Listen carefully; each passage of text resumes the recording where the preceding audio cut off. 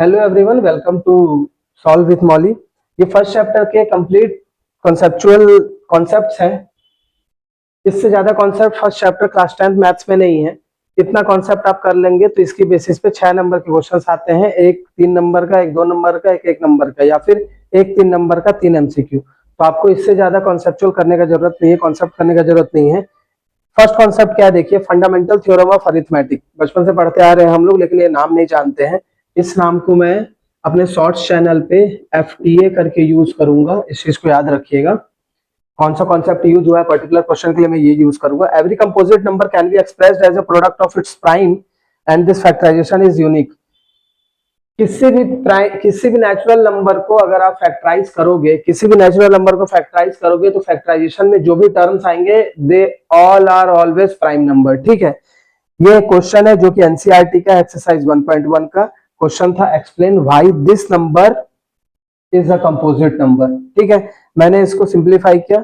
इन दोनों में ये एक टर्म है, ये एक टर्म है, 13 कॉमन लिया, सिंप्लीफाई किया। 7 इंटू 11 बचा, यहाँ 1 बचा, 77 78 78 को सिंप्लीफाई किया तो ऐसा हुआ।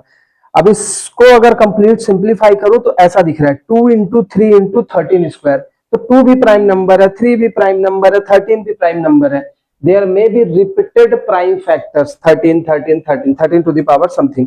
So this is the first concept that is called fundamental theorem of arithmetic. इस पे बेस्ड ये क्वेश्चन है, और भी क्वेश्चन है, मैं इस पे अपने शॉर्ट चैनल में अपलोड करूंगा, आप देखिए जाइएगा। सेकंड कॉन्सेप्ट है, for any two positive integers a and b, HCF of AB into LCM of AB is equal to product of two numbers। मैं बस अभी कॉन्सेप्ट बता रहा हूँ, शॉर्ट चैनल पर इसके क्वेश्चंस अपलोड करूंगा, PYQs। और अगर आपको कोई ऐसा लगता है क्वेश्चंस जो आपको समझ में नहीं आ रहा है, आप मुझे DM करिए, मैं इसको अपलोड कर दूंगा वैसे वो क्वेश्चंस को। किसी भी दो पॉजिटिव नंबर के लिए उन दोनों पॉजिटिव नंबर का जो HCF होगा और जो LCM होगा, उन दोनों का product is equal to product of two numbers. ठीक है, अब इसका एग्जांपल अगर देखना है तो क्वेश्चन नंबर 4 एनसीईआरटी एक्सरसाइज 1.1। ठीक है, ये क्वेश्चन मैं शॉर्ट्स में पुट करूंगा। थर्ड थ्योरम है, let P be a prime number if P divides A square then P divides A where A belongs to Z plus, Z मतलब integer, positive integer. ठीक है, if P be a prime number, let P be 3 and it divides A square, A square 6 square को अगर P divide कर रहा है, P is a prime number, तो 6 square is 36 by 3 that is 12। इसका मतलब क्या है, A क्या है, 6 है।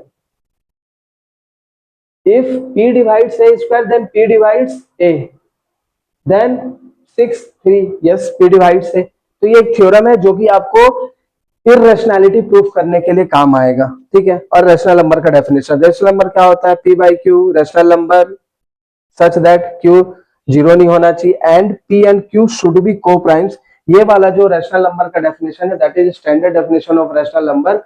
मैं अगर बात करूं तो यहाँ देख लीजिए, 2/4 रैशनल नंबर है।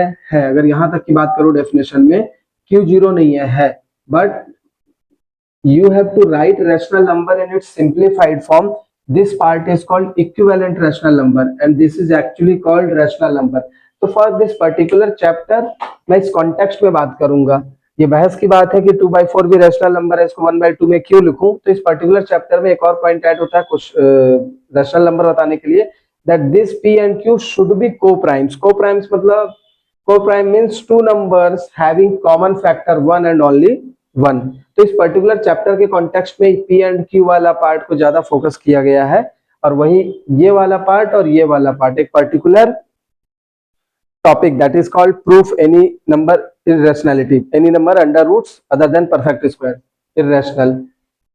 तो ये दोनों वहां काम आएगा। इस पे क्वेश्चन बनता है, इस पे क्वेश्चन बनता है, 6 नंबर का टोटल आता है रियल नंबर से। अब वो कुछ भी हो सकता है, टोटल मार्क्स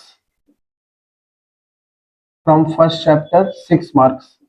अब वो किसी का भी डिस्ट्रीब्यूशन हो सकता है, 1 मार्क्स के 3 और 3 मार्क्स का 1, 6 हो गए।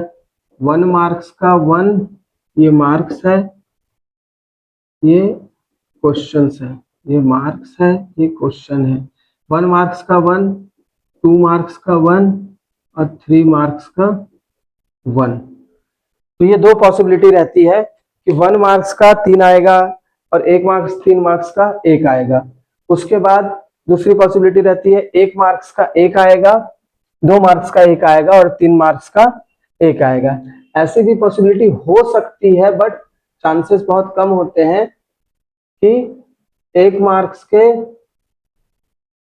2 और 2 मार्क्स के 2, ये वाली पॉसिबिलिटी बहुत कम रहती है, मिनिमम रहती है, ना के बराबर है।